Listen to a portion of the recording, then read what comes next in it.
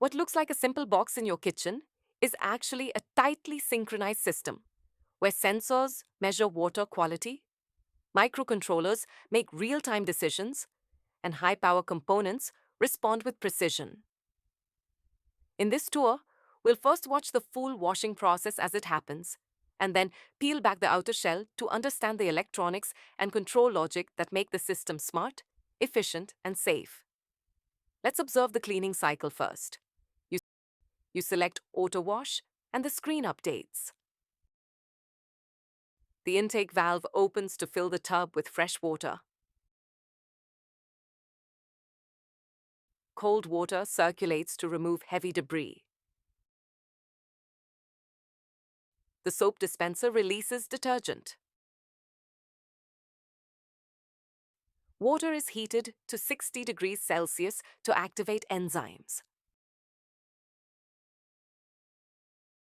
Dirty water is pumped out.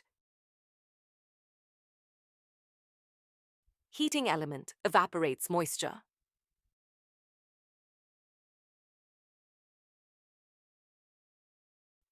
The electronics internal view.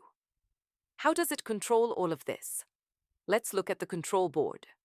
220 volts AC enters here, transformer and caps, and is converted to 5 volts DC by the regulator to power the chip.